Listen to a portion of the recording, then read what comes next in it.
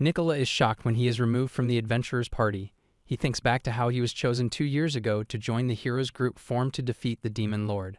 At first, he refuses the offer because he hates working more than anything, but the group keeps approaching him until he finally accepts, convincing himself it will help his martial arts training. After joining them, he travels with the party, fights many magical creatures, and survives countless trials together with them. When the Demon Lord's castle finally appears in the distance, the hero who leads the team suddenly dismisses him. Nicola refuses to accept it at first because he believes they are supposed to stay united. The hero insists that he would never consider someone like Nicola part of a true hero's team and claims Nicola has only been a convenient tool whose bad reputation harms their image. One of the female party members admits that Nicola's guidance helped her refine her technique and become stronger. Nicola believes this proves he is an important part of the group. However, she expresses regret because people now see her as the disciple of a coward. She feels frustrated that strangers label her this way, and Nicola compares her frustration to his own experience of being judged by comrades he has traveled with for so long. She reacts sharply, believing Nicola never takes anything seriously, and she hates that about him. Nicola then considers whether the party can manage without him. The hero confidently believes they will be fine, and the female member agrees while openly supporting the hero. Nicola notices this closeness and realizes he is only getting in their way. He decides to leave and wishes them success in defeating the Demon Lord. The hero simply states that they will not face any problems as long as he is there. As Nicola turns to leave, the hero and the female member strike him from behind. The hero takes Nicola's weapon and states that the party will make good use of it. Injured and confused, Nicola silently wonders who the true coward is. 2 years later, Nicola stubbornly insists that he refuses to get a job, leaving his older sister Satella speechless. Life as a martial artist requires constant training, both to build strength and to practice techniques. Nicola believes that working becomes harmful to this lifestyle. He also thinks that forming social relationships through work creates hesitation when risking one's life. For these reasons, he considers employment a form of defeat for a martial artist. Satella points out that he continues to freeload, and Nicola openly accepts this. She reflects that she would have thrown him out long ago if he were not her younger brother. Nicola claims he does not face any real financial issues because she handles all his living expenses, and when he needs extra money, he simply hunts down bandits. Satella recalls hearing that he has gathered a large amount of money this way and wonders what he intends to use it for. Nicola keeps the purpose to himself, and Satella senses that the reason is far from good. Nicola then comments on how persistent she has become about forcing him to work. He believes she is wealthy enough to live comfortably without worrying about him, and he thinks that supporting one unemployed man should not affect her much. Satella sighs as she reflects on how unbelievable it is that Nicola is the heir to a count. The title, granted to their uncle as a reward for his achievements, came without land, and Nicola cares little for prestige or honor. Despite that, Satella remains determined to make him work. Nicola simply wishes her luck, convinced that no place would ever hire someone he considers useless and unemployed like himself. Satella decides she will personally refer Nicola for a job. Nicola wonders if she knows a place that pays well, gives long vacations, and ignores slacking, but she dismisses this as nothing more than a dream. She mentions that she has a place in mind that suits him perfectly. Nicola insists again that he has no intention of working and believes she should already understand the reason behind his outlook. Satella responds that it is time for him to move past his trauma and return to society, reminding him that the world is not as full of bad people as he believes. She explains that a school she manages is hiring new teaching staff, and she plans to place him there as an instructor. Nicola doubts his qualification, but Satella proceeds to describe the role. She explains that declining birth rates have become a large social problem, and increasing the number of marriages is now considered essential. As a result, there has been strong public demand for schools to teach boys and girls how to bring out their appeal. Her academy was created in response to this demand, and in this era, appeal refers to strength. In earlier times, people judged a partner's appeal through income, appearance, intelligence, and similar traits. Modern society has phased out these standards, and now, regardless of beauty, wealth, or intelligence, everything becomes meaningless if one lacks physical strength. The balance of values has shifted entirely towards strength. Some critics even claim that a man's worth is determined by his muscles alone. Because the world now expects strength from both men and women, her academy exists as a natural answer to this new standard. Satella reminds Nicola that even though he is jobless, he once belonged to the hero's party and has genuine martial arts skill. She believes the school will hire him immediately and thinks teaching others will help him grow as a person. Nicola states that he is not good with people, but she is confident he will adjust and get along with everyone soon enough. However, he must first pass an exam to qualify for the position, and Sotelo will be the one supervising it. She warns him that if she notices he is failing on purpose, she will throw him out of the house. The warning shocks him, and she makes it clear that he must give his best effort if he wants to avoid ending up homeless. Nicola later arrives in the Republic of Shanoa, a nation of immigrants where humans and demi-humans live together. Many different races can be found there. The sight of humans and demi-humans getting along surprises him. As he reaches into his pocket, he suddenly realizes he has forgotten his wallet. A loud commotion breaks out nearby. A young woman is being bullied by a thug who falsely accuses her of bumping into him, even though he was the one at fault. Nicola feels that this is the perfect moment for him to act. He quickly grabs the woman's hand and pulls her away, urging her to run with him. The thug chases them through the streets until they reach a dead end. Believing he has cornered them, the thug steps forward confidently.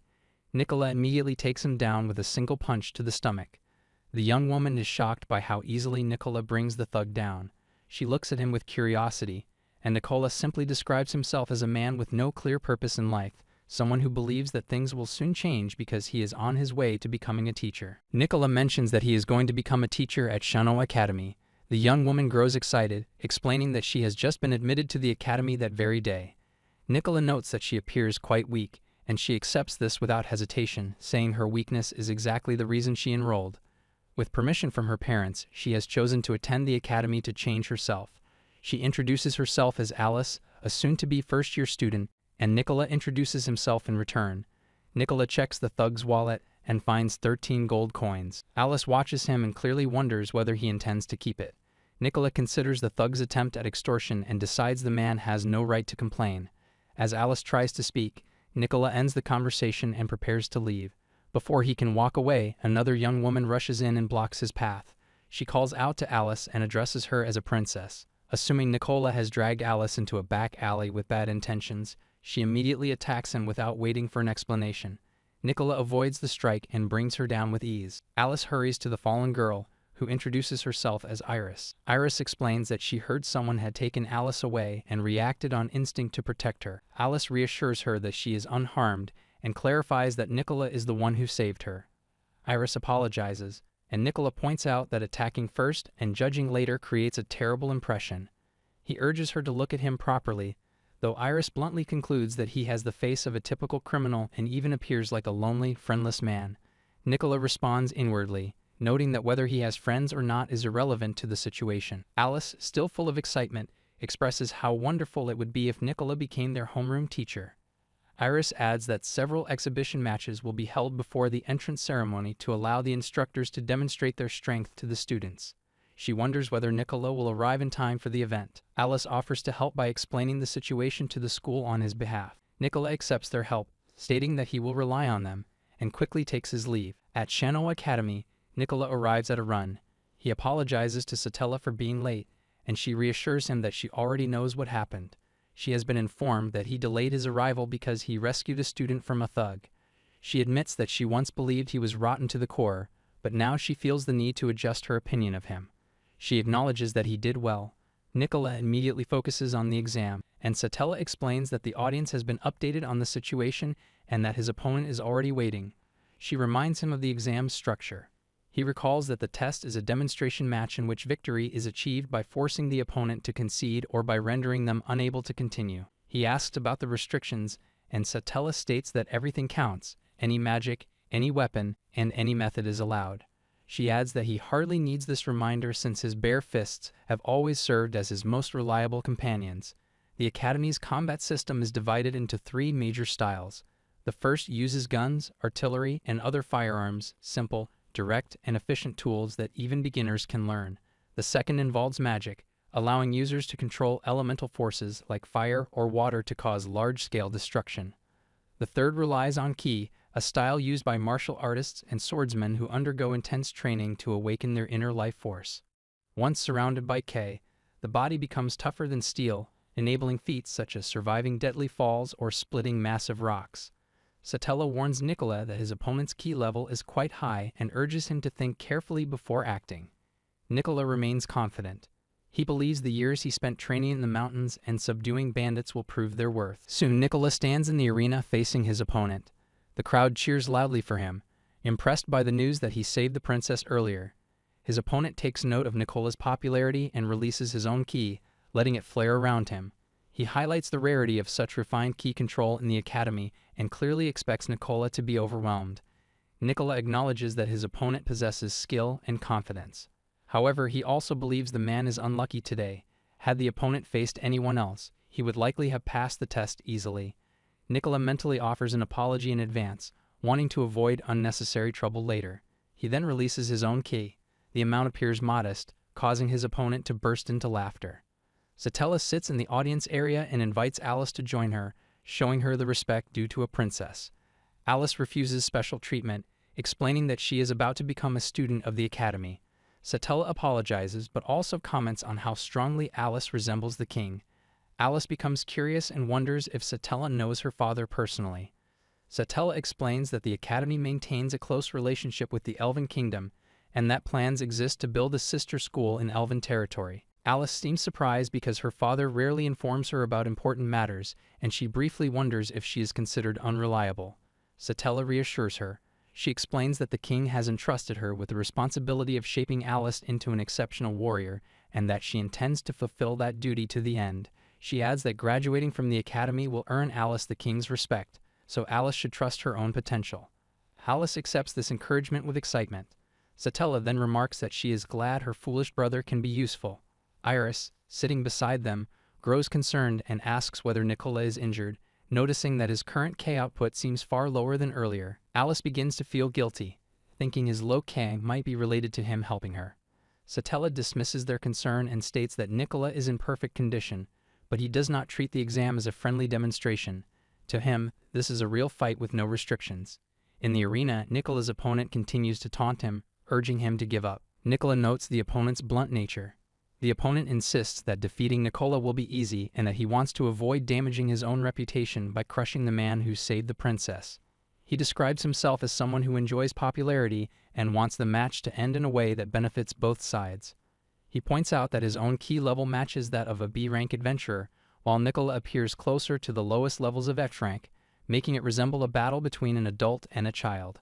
Nicola decides to play along. He raises his hands as if surrendering and walks forward slowly. The moment the opponent drops his guard, Nicola suddenly drives a powerful kick straight into the man's groin. The opponent collapses in pain. Nicola calmly explains that he hit most of his ki by lowering his output, used false surrender to lure his opponent into relaxing, and concentrated all his ki into his legs. With these preparations, a single strike becomes enough to end the match. Nicola concludes that his opponent needs a better understanding of real combat. Nicola is declared the winner, but the crowd reacts with outrage. They accuse him of being a coward, claim he fought dirty, and shout that they will not accept someone like him as a teacher. Satella intervenes immediately. She admits the victory was cheap but states that Nicola broke no rules. She points out the extraordinary speed and ki packed into that single kick and notes that anyone who falls for such a simple trick is unqualified to teach at the academy. The audience falls silent at her words. Satella officially announces Nicola as a member of the academy's teaching staff. She advises the students to learn from him, explaining that real battles rarely begin fairly or predictably. She encourages everyone to keep this basic principle in mind, to remain ready at all times, and to sharpen their combat instincts. Nicola arrives at the academy and discovers that students are placed in classrooms based on race. Orcs study with orcs, humans with humans, and every race stays with its own group. Only 2 classes break this rule. The first is the elite first class, made up of the strongest students in the academy. The second is the 9th class, the class assigned to Nicola. This class contains the weakest first-year students, and the academy keeps them only for the large funds their wealthy families provide. Because of this, most of the students in the 9th class come from aristocratic or rich merchant backgrounds. Nicola enters the classroom. Iris notices him and confronts him, and he remembers her from the back alley. She rejects him, and the other students support her. The noise from the class reminds Nicola of the moment he was betrayed by his former party, and his patience snaps. He forces the students to listen as he reminds them that they are the weakest first years and have no right to choose their teacher. He explains that a new teacher like him is assigned to them only because no other instructor wants to handle this class. He ends up with the task of shaping the weakest group in the academy. One student points out that Iris is different, since she is one of the 5 strongest students in the school. Nicola agrees and acknowledges that Iris has the strongest Ki among them. He understands that her strength comes from her role as Alice's bodyguard. After explaining this, he states that he is not here by choice and has no intention of teaching them. He puts his head on the desk and leaves them to study on their own. The students are shocked but eventually decide to train by themselves, believing they can grow stronger without his help. Nicola observes them from his seat and quickly realizes that Iris is the only one with real potential. He then checks on the others, starting with Alice. He decides to test her strength and orders everyone to stop reading and begin push-ups. Alice tries but cannot manage even one push-up. She collapses each time, no matter how hard she tries. While watching her closely, Nicola notices something. He tells her to try again while focusing her Ki only in the upper part of her body. He knows that Ki can spread through the whole body, but it can also be concentrated in one place to increase strength. Since push-ups rely on arm and chest muscles, any Ki in the head or legs becomes wasted energy. Alice follows his instruction and focuses her Ki only in her upper body. This time she manages to complete a push-up. Nicola recognizes that she has a natural talent for directing Ki to specific areas.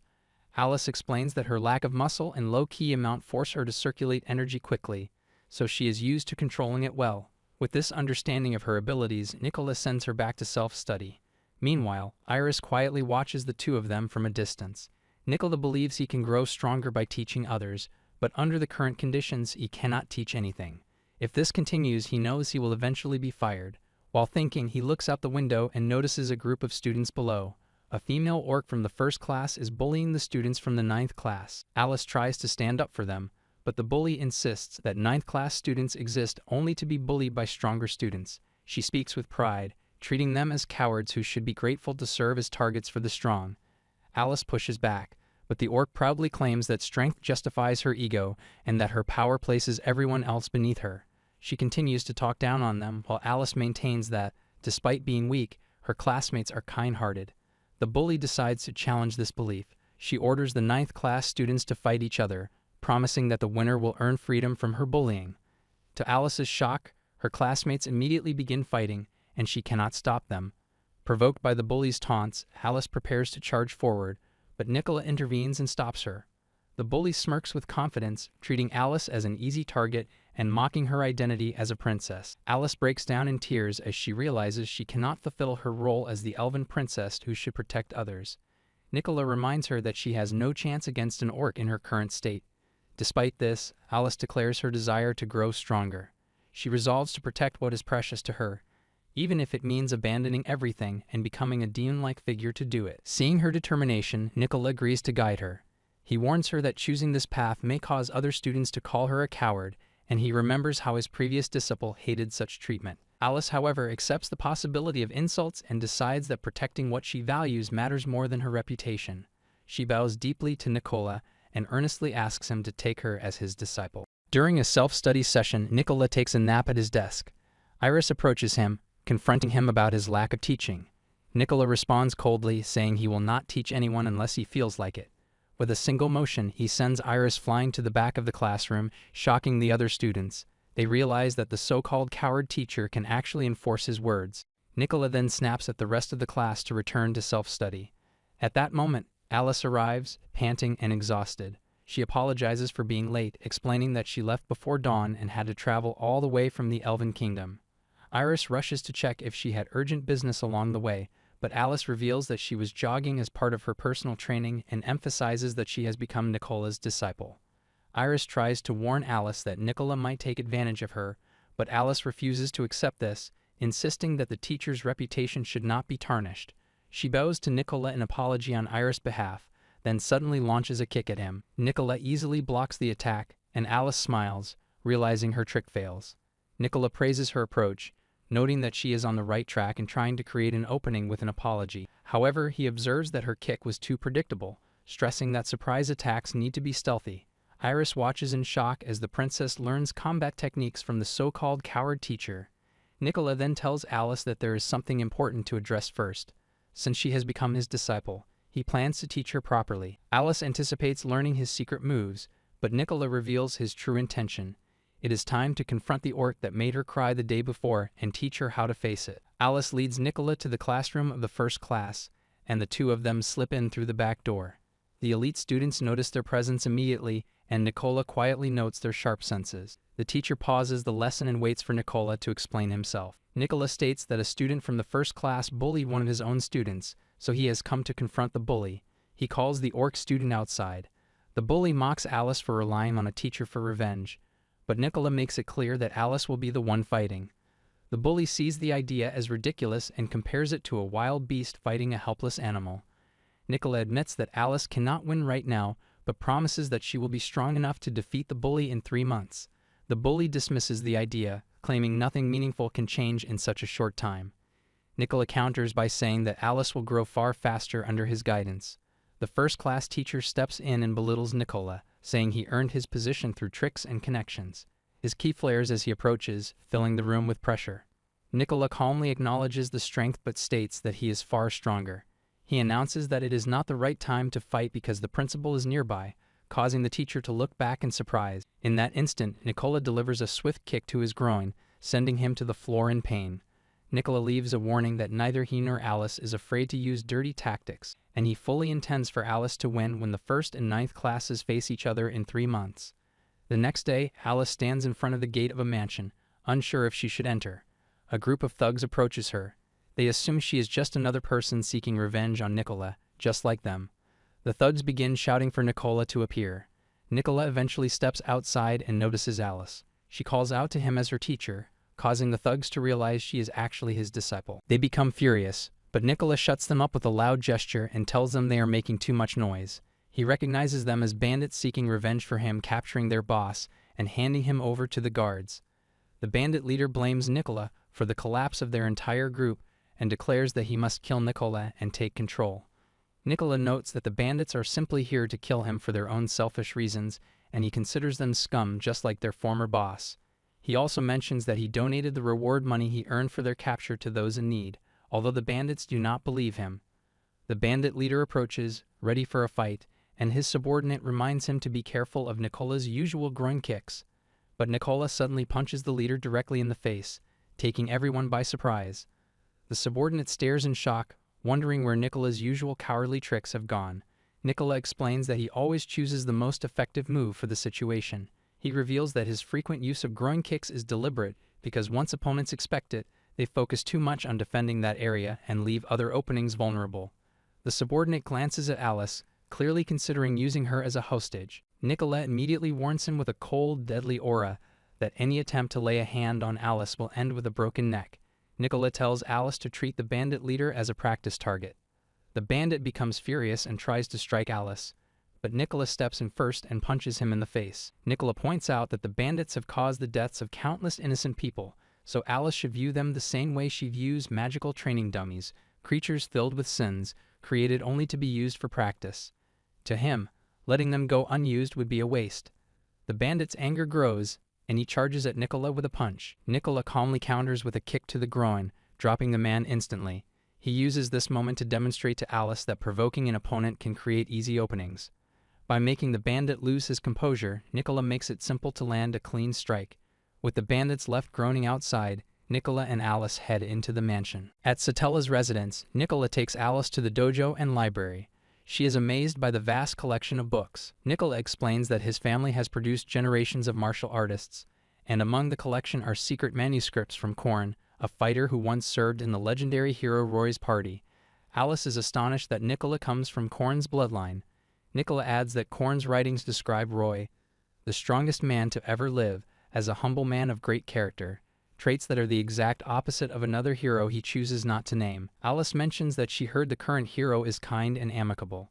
Nicola counters that if the hero is truly amicable, he must be a saint, because the hero he served had literally betrayed him, stealing his equipment and turning on him. Alice clarifies that the current hero is a woman, explaining that the title of hero goes to the winner of a yearly tournament organized by the Kingdom of Sais. The hero is a warrior chosen from the kingdom to fight the demon lord. Nicola reveals that he once served as a martial artist in the party of the hero Jay. Alice is impressed, but Nicola points out that he joined through personal connections rather than by official selection. A magician and a swordswoman he knew invited him, and he accepted. Alice recognizes them as Lady Mary and Lady Jessica, renowned as two of the strongest combatants in the Sais Kingdom and members of Jay's hero party. She wonders why Nicola is not well known. Nicola explains that Jay carefully controlled appearances and deliberately hid Nicola's use of cowardly tactics. Despite this effort, his tactics eventually became known, and Jay ultimately dismissed him from the party. Nicola asks about Jay's current situation. Alice explains that the Demon Lord stole Jay's K during their battle, leaving him weakened. Nicola considers it a fitting end for Jay, yet he is relieved that Jay is still alive, knowing that he will be able to take revenge personally. He refuses to forgive anyone who dies without a fight. Nicola then introduces the 3 pillars of his training method. The first pillar focuses on identifying openings in an opponent's defense to land decisive attacks, such as a kick to the groin or a strike to the eyes. The second pillar teaches controlling the flow of a fight and turning situations to one's advantage. The third pillar draws on knowledge and techniques from the library's manuscripts, which cover martial arts from various times and regions, offering Alice a wide array of striking and grappling methods suited to her abilities. Alice notices that his approach is unlike any she has seen. Nicola explains that some fighting styles allow a fighter to hold their ground even when lacking muscle or ki, giving her a strong chance to defeat the orc. He reasons that their opponent's underestimation of Alice works in their favor and emphasizes that they have plenty of time to study and prepare. Nicola plans to focus her training on the fighting style she naturally leans toward, knowing that mastering all styles in just 3 months is impossible, but confident that she can maximize her potential in that time. Martial artists can generally be divided into 2 main categories. The first category consists of strikers who rely on punches, kicks, and other striking techniques to inflict damage. They focus on reach rather than raw muscle, which is why taller physiques tend to benefit them more. The second category is composed of grapplers, who rely on throwing, grabbing, and controlling their opponents through locks and holds. Grapplers require significant strength to maintain control over their opponents, so they usually prioritize building muscle over other attributes. Alice wonders which category suits her best. Nicola explains that she does not fit neatly into either group, which makes her feel disappointed and doubt her own abilities. He reassures her not to jump to conclusions, reminding her that a fighter's physique is not the only factor in choosing a style. Personality traits and mental approach can be just as important. For example, grapplers often focus on defense, staying resilient during confrontations and waiting for the right opportunity to counterattack. Strikers, on the other hand, must remain composed, creating their own openings while maintaining awareness of their own defense. Losing composure in the heat of a fight usually results in vulnerability and failure. Thinking about this, Alice realizes she naturally leans toward the striker's style. Nicola then gives her a selection of books to study for the day, explaining that they contain knowledge about striking techniques and combat strategies. Alice notices the books are well worn and realizes that Nicola has already read them all. She begins to appreciate that he is far from a coward, as she had previously believed. Nicola changes his plan slightly, instructing Alice to finish reading the books by noon, after which he promises to demonstrate his full strength without relying on any cowardly tactics. Later, they walk through the crowded streets of Shannon, with Alice noting how busy the city is, partly due to the hero's visit. Nicola leads Alice to a gambling den and informs the manager that he wants to show Alice the true extent of his strength. This implies he intends to participate in a match, and he requests the strongest opponent available. The manager explains that the den possesses an opponent so powerful that it has been difficult to find anyone able to match them. Nicola finds this prospect exciting and requests a handicap to make the fight more challenging. The manager provides a special ring that limits Nicola's ki to only 1/3 of its potential. The manager then brings them to a teleportation circle and warns that if Alice provides any assistance during the match, Nicola will be disqualified. Nicola reassures him that Alice will not interfere and that her presence will only become an obstacle if she actively tries to get involved. Satisfied with his assurance, the manager activates the teleportation circle, and Nicola and Alice disappear from the den. After they depart, the manager instructs a subordinate to place a bet of 100 gold coins on Nicola. The subordinate is surprised by the request, considering the overwhelming strength of the opponent. The manager explains that this is precisely what makes the bet appealing, as a long-shot win would be extraordinary, but he is completely confident that Nicola will emerge victorious. Nicola and Alice appear on a vast, open plain, the ground stretching endlessly in all directions. Before them stands a woman wearing shining armor and carrying a sword, her presence commanding and confident. She assumes that Alice is her opponent, but Nicola calmly steps forward, explaining that he is the one she must face. Observing her impressive gear, he wonders if she is a high-ranking adventurer. The woman asks if he has never seen her before, to which he admits that he hasn't. She reveals that she was once an adventurer, her expression showing pride in her past achievements. Nicola, confident in his abilities, tells Alice that he will defeat this opponent using only a single finger. Infuriated by his words, the opponent charges at Nicola with her sword, swinging with precision and strength. Nicola effortlessly dodges every slash, moving with speed and grace that amazes Alice. Without hesitation, he flicks her forehead with a single finger, sending her stumbling to the ground. Alice watches in awe, convinced that Nicola is truly powerful, and impressed that he is demonstrating his strength without relying on cowardly tricks. The opponent quickly stands again, acknowledging that Nicola is not weak, and attacks once more. Nicola sidesteps her strike and delivers a controlled slap, explaining to Alice that this shows how an uppercut is a punch that should not be used alone, using the moment to teach her about proper technique. The opponent begins to cry, which makes Nicola momentarily surprised, as he has done nothing to intentionally hurt her feelings. The woman insists that the fate of humanity rests on her shoulders, refusing to admit defeat to anyone. Nicola calmly tells her that such a heavy burden is impossible for a single person to carry alone. He advises her to open her eyes and accept the reality of her limitations. Frustrated by his words, the opponent struggles, unable to reconcile her pride with Nicola's explanation. With precision and control, Nicola grapples her from behind, demonstrating the technique for Alice's observation. He executes the move flawlessly, knocking her unconscious while using the opportunity to explain the mechanics of the hold to Alice. As the opponent lies defeated, Nicola notes to himself that the match was somewhat of a letdown, promising that he will show Alice more techniques next time. As Nicola and Alice leave the plane, the stunned audience watches them disappear, fully realizing that the hero, famed widely, has been defeated by a single man. The hero of the Sais Kingdom is defeated by a martial artist from the Republic of Shannon. The news spreads quickly and shakes the entire kingdom, leaving everyone uneasy. Any nation would react the same way if its strongest warrior falls to someone from another land. In the capital, inside a tavern in Sais Town, Jay sits quietly until an adventurer approaches him and buys him a beer. Jay drinks it in one go, and the adventurer seems pleased, thinking it suits an adventurer. Jay, however, insists to himself that he is not an adventurer, but a hero. Jay grinds his teeth as he remembers how the party fell apart after Nicola left. The adventurer shares the shocking news that the true hero has been defeated. Jay immediately thinks of the current hero's reputation, someone capable of hunting 100 demons without taking any damage. But the adventurer reports that a single human, just a martial artist, managed to overpower her. Jay's mind jumps to Nicola, and he wonders about the method used. The adventurer continues and explains that the martial artist wins using only one finger, making Jay believe the fighter cannot be Nicola. But then the name is revealed, and Jay realizes the martial artist is indeed Nicola. He becomes stunned, wondering if Nicola has grown stronger since being expelled from the group. He convinces himself that this is an opportunity, believing he can reclaim his position as the hero if he brings Nicola back into the party. With that thought, he prepares to travel to Shannon to find him. Meanwhile, in the Demon Lord's domain, Mary works as a maid, quietly cleaning the floor. The Demon Lord informs her of the Sais hero's defeat and observes her reaction as a former human warrior. Mary lowers herself, insisting she has no right to comment, since she now sees herself as nothing more than a servant. The Demon Lord reminds her of her past as a member of the hero's party and her role in killing many demon army officials.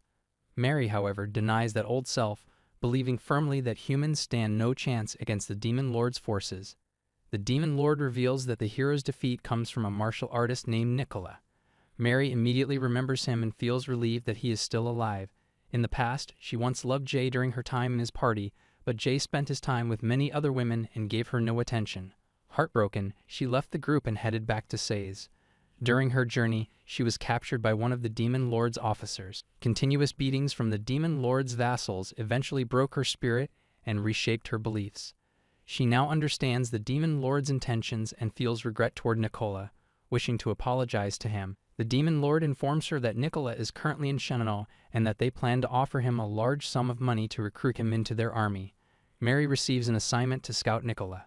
If she succeeds, she will gain the noble title of Marquess alongside him. However, a curse will be placed on her, ensuring she dies if she tries to flee. Mary accepts the mission without hesitation. Meanwhile, near the border between Shannon and the Demon Lord's lands, Jessica sits in a prison cell. She is brought before a general who asks about her connection to Nicola. She recalls how the party became unstable after Nicola was expelled, how Jay later fell to the Demon Lord, and how she eventually grew sick of Jay's constant affairs. She left the group, unaware that she accidentally crossed the border. In her home country, she killed a demi-human in self-defense, but the victim belonged to an allied nation. Despite defending herself, the authorities ordered her to surrender, and without money for bail, she now waits out her sentence. Jessica explains that she knows Nicola as a former party member and childhood friend. The general informs her that Nicola defeated the hero using only a single finger. During their investigation, they discovered that Nicola regularly beat bandits, took their money, and secretly donated the funds to Jessica's family. After Jessica's imprisonment, her mother and sister struggled to survive, and Nicola began supporting them. Jessica breaks down in tears, unable to believe what she hears. She feels overwhelming guilt for how she once treated Nicola. Her admiration for Jay had clouded her judgment, and she blindly followed him. But after Jay lost his power to the Demon Lord, he turned into a man with no purpose, spending his days chasing women. Jessica now realizes how badly she misjudged everything back then. Jessica asks the general to help her apologize to Nicola if they ever meet him. The general refuses to pass the message for her and insists that Jessica should apologize in person. The state plans to release her if she can bring Nicola over to their side. Their country needs strength above all else, just as the Demon Lord's domain has the Demon Lord and the Sei's kingdom has the hero. They want Nicola as their own deterrent force, so they request Jessica's cooperation. Jessica accepts the task and firmly promises to convince Nicola. At Satella's residence, Nicola prepares for the second stage of Alice's training. This stage involves entering a dungeon so she can practice her techniques on real monsters. Since she cannot enter dungeons without registration, Nicola has already listed himself as her agent. They soon travel toward the dungeon while Nicola explains what dungeons are. He describes them as mysterious places found all over the world, offering treasure to anyone who dares to challenge their depths and defeat the monsters inside. Many adventurers earn their living by exploring these places. He also explains that dungeons come in many forms, filled with different kinds of creatures, and that the one they are visiting today is a private dungeon populated only by skeleton warriors.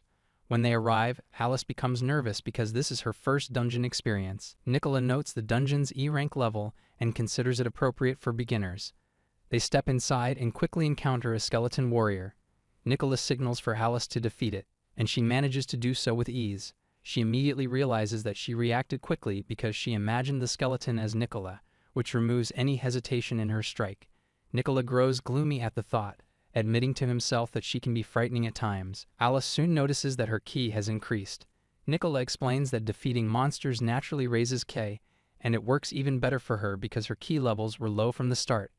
Alice continues clearing the floors, defeating every skeleton warrior she meets. She eventually reaches the final floor, where Nicola reminds her to stay alert. She now faces a skeleton captain, a monster with nearly 3 times the ki of the regular skeleton warriors.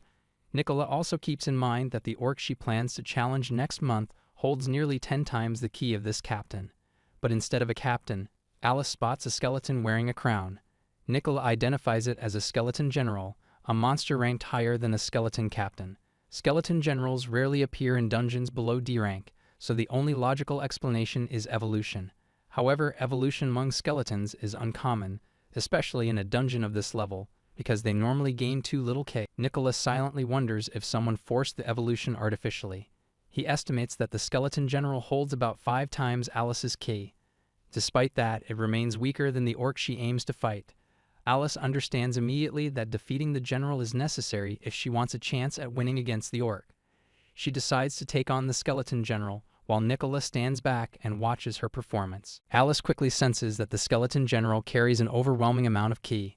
She knows she must rely on evasion, so she charges forward while focusing on dodging its attacks. Nicola immediately realizes that she cannot win by evasion alone, since the skeleton general's ki is far higher than hers, giving it much greater speed. Alice soon receives a direct hit on her arm and is knocked back. She looks down and understands that her arm is broken. Nicola uses healing magic on her, and although the pain softens, it does not disappear completely.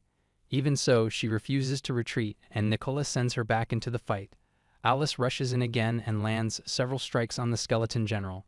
Her breathing grows heavy from exhaustion, but Nicola decides that she has met the minimum requirement for the training. He steps forward and tells her to move aside, acknowledging that she has done enough. He intends to demonstrate that the right tactics make it possible to defeat an opponent 5 times stronger. With that, he delivers a powerful kick that cracks the skeleton's bones. Alice is shocked, and Nicola explains that concentrating ki into one point greatly increases the force of an attack, making it effective even against much stronger foes. Nicola continues the battle, dodging every attack with ease, and ends it by shattering the skeleton general's skull with a single punch. He reminds Alice not to feel satisfied with this display, since she must defeat an enemy much stronger than this next month. She accepts this with determination. Alice then notes his healing magic and realizes he is skilled in magic as well. Nicola considers magic a useful tool for adventurers, helpful for many situations, from blinding enemies to disguising oneself. Soon, Nicola notices the principal approaching.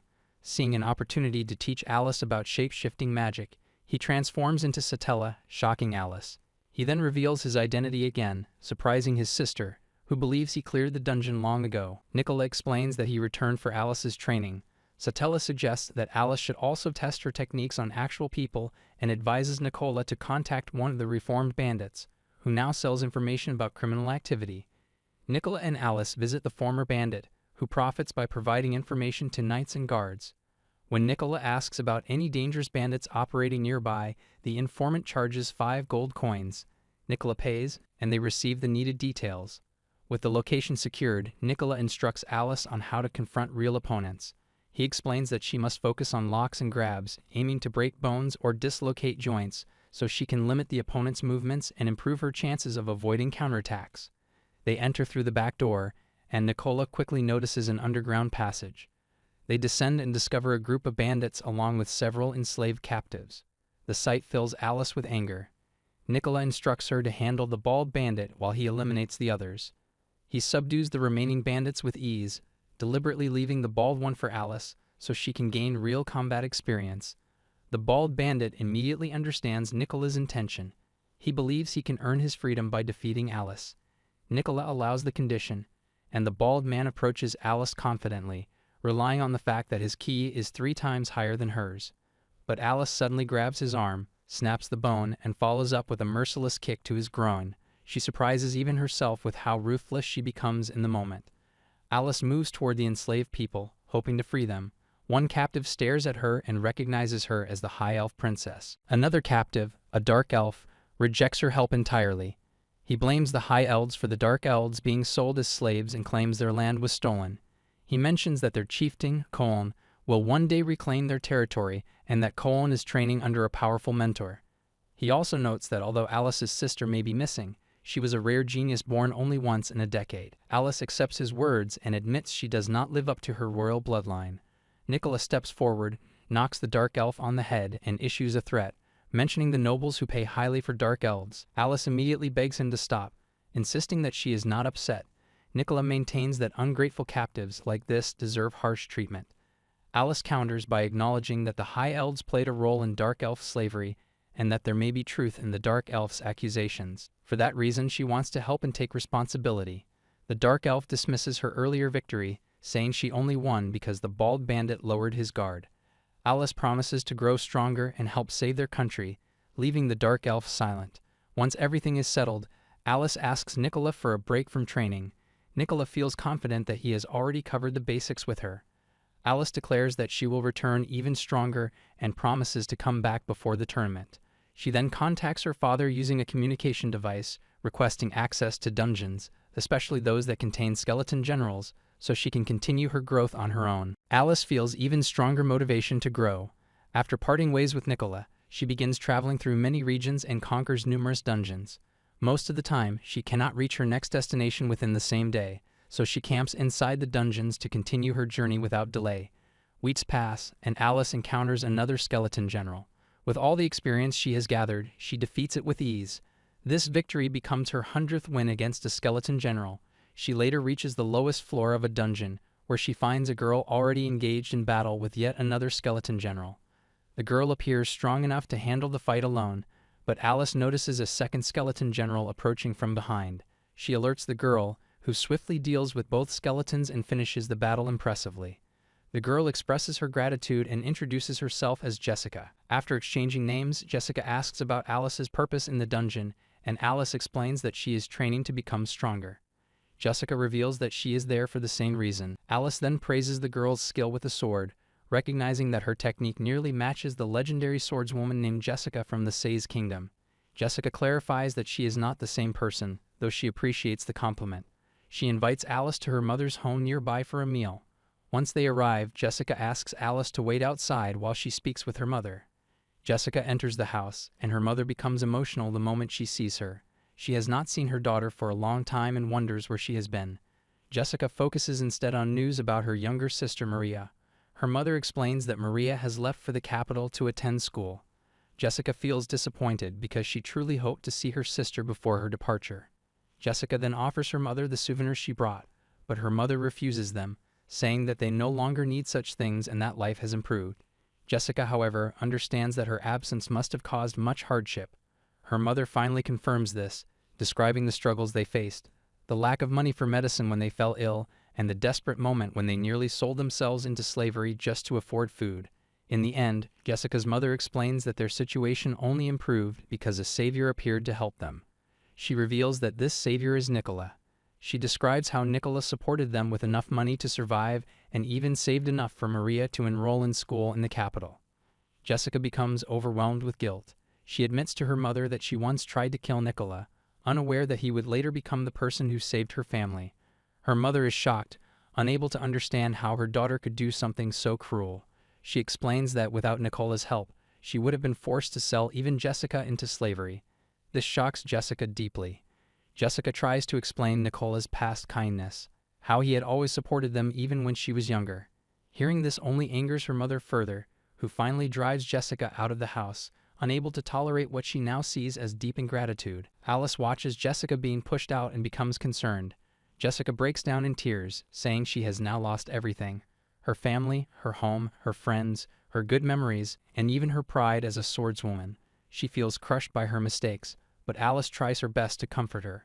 Time passes, and the day of the tournament arrives.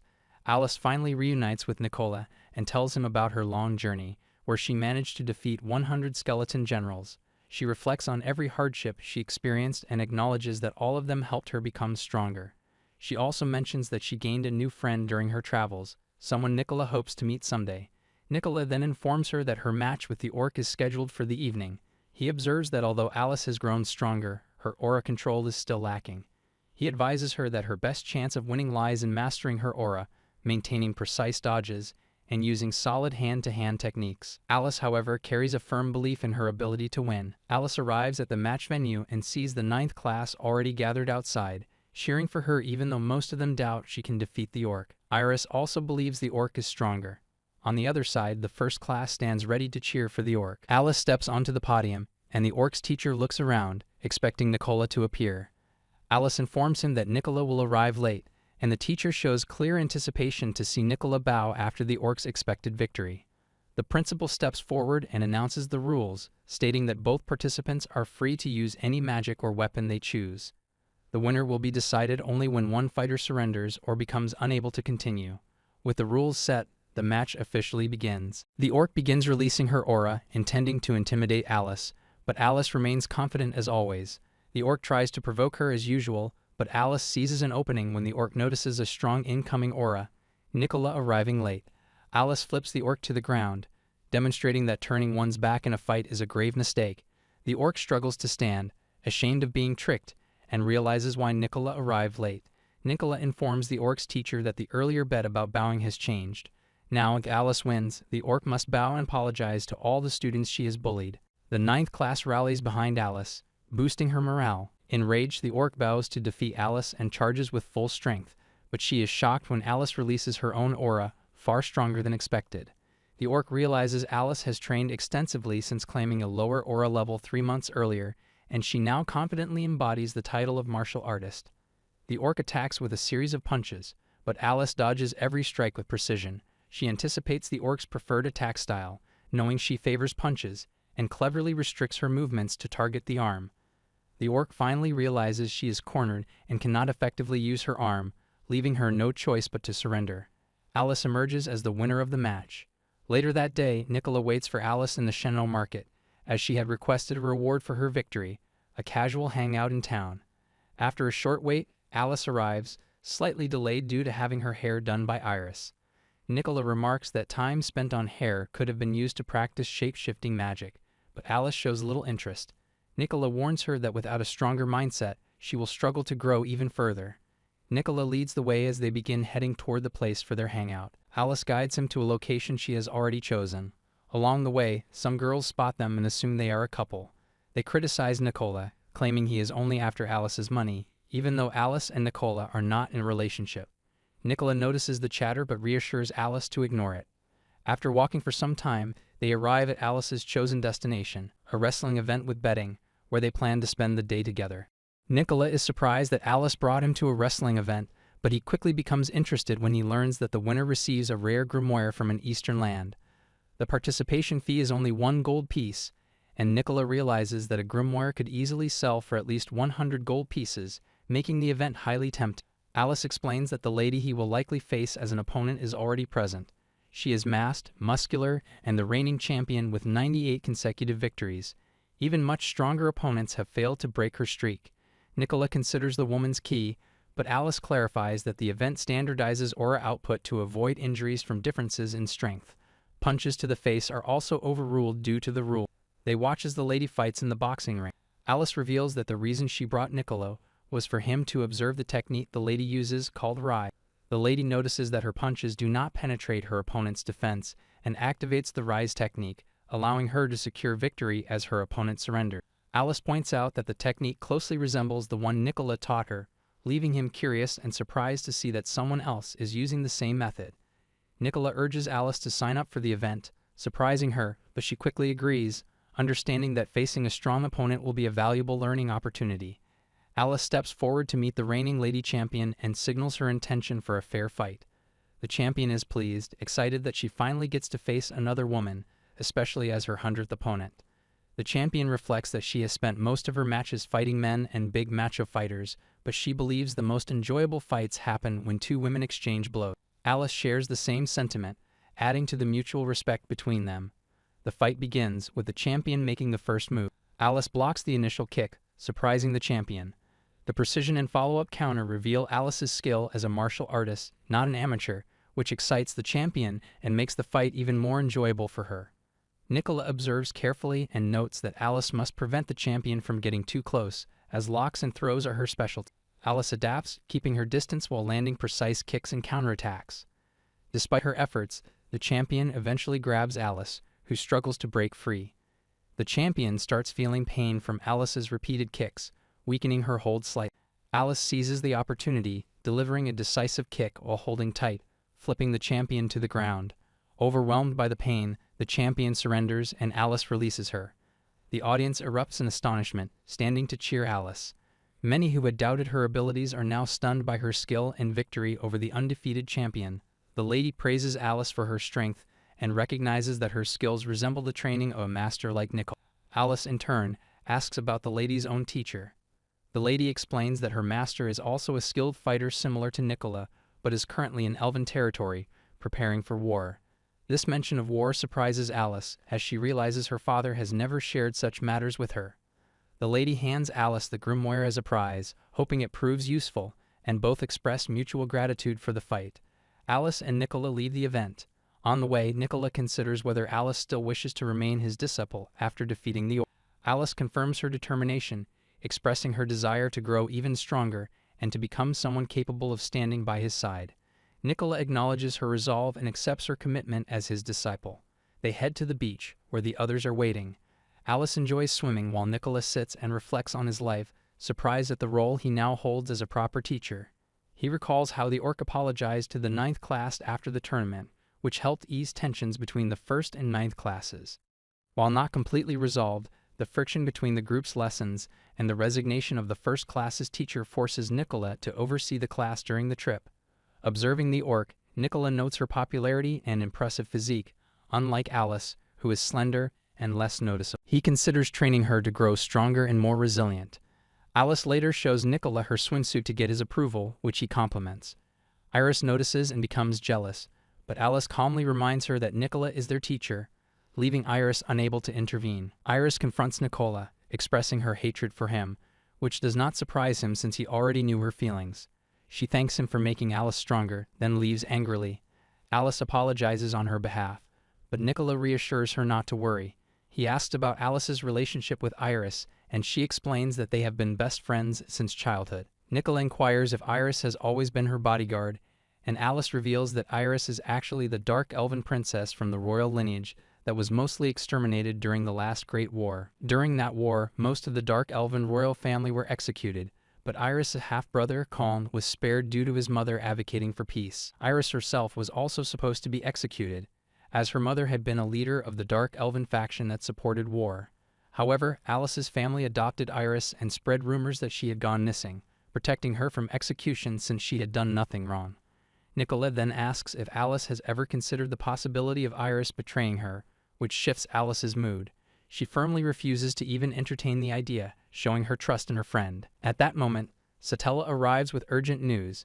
Intruders have appeared, and the island is under threat. The news shocks Nicola. Satella explains that the intruders are demi-human mercenaries, and Nicola wonders what they could want. Satella suggests that they might be after the library's archive, which holds a valuable collection of donated books on military arts from around the world. Satella asks Nicola to guard the library.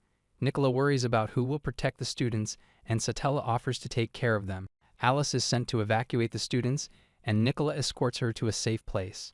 On the way to the library, Nicola doubts whether leaving the students in Satella's hands was the right choice. Alice brings Nicola his dinner just as he feels very hungry. She serves grilled fish, hoping he will like it.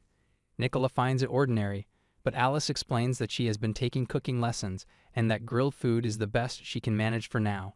She believes she will improve over time, just as she has with martial arts. Alice reflects on how Nicola's strength inspires her and wonders how he became so powerful. Nicola reveals that he became strong to overcome a past trauma. He was betrayed by his party because he was not strong enough. This betrayal motivates him to grow stronger so that no one could ever overpower or betray him again. Alice thinks Nicola is already strong enough, possibly even stronger than the hero. Nicola does not respond much, only thanking her for the compliment. He tells Alice to rest because they will begin their journey very early the next day. Nicola feels grateful to have a disciple who can cheer him up. Other students are already in the library enjoying the dinner prepared by the 9th class. The first class feels happy that they left the dinner for them. Suddenly, the orc notices something strange, and one student complains that his body is trembling.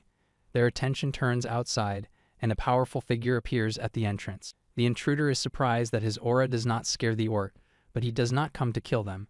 Instead, he warns them to run for their lives if they value them.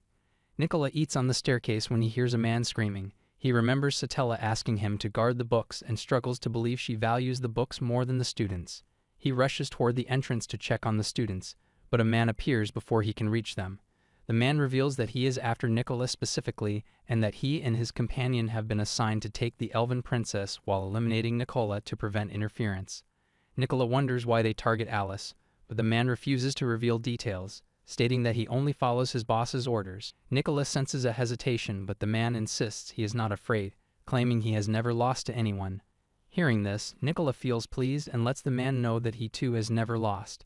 They prepare to fight, agreeing to use only fists and avoid kicks. The fight begins with the man attacking first, but Nicola is unmoved by the punches, leaving the man confused. When it is Nicola's turn, he lands just 1 or 2 punches, bringing the man to his knees. The man struggles to rise, shocked at how quickly he is defeated. Nicola explains that he focused only on manipulating the man's attention, using his head to predict and control the fight rather than relying on legs. Nicola's strategy demonstrates his skill in manipulating opponents, while the man realizes he failed to anticipate Nicola's tactics. Nicola proves his mastery while leaving the responsibility for the defeat on the opponent's lack of foresight. The man never expects the fighting style Nicola uses, and he quickly admits defeat. Nicola allows him to leave. Meanwhile, Alice and Iris are in Alice's room, preparing to sleep together. Iris recalls how long it has been since they last shared a room, remembering that when they were young, Alice often teased her about bedwetting. Although Alice admits she also wet the bed sometimes, Iris had done so more frequently. Suddenly, Alice senses a strong aura inside the building. She realizes the intruders are nearby and starts planning with Iris to prevent them from entering. Before they can act, the man arrives, appearing pleased to find Alice and Iris there. He explains that the orc informed him of Alice's location after being defeated, and he is confident he could have killed her if it were a lie. Seeing that the orc has already been defeated, Iris suggests surrendering, convinced they cannot win. Alice is surprised by Iris's unusual response but decides to face the situation. The man intends to take Alice hostage, believing she is too weak to fight him, and assumes he can easily overpower her since he defeated the Academy's strongest orc. Unexpectedly, Alice reveals that she has also defeated the orc, surprising the man. Without announcing the start of the fight, Alice distracts him by feinting a high kick to the head. While he raises his guard, she lands a precise kick to his groin, sending him to the floor. Alice silently reflects on how foolish the man must have been to think she would fight conventionally. Even with the lingering pain, the man lying on the floor calls Alice a coward for the trick she used, but she does not feel ashamed. She knows it is the only fighting style that gives her a chance against stronger opponents. Suddenly, another man enters the room. He remarks on how Alice, the Academy's weakest student, defeated his companion. He faces Alice directly and warns that her tricks will not work on him. Alice is shocked. She did not expect another intruder, and the aura around him is far stronger than Nicola's. She urges Iris to escape if she can, promising to buy her time.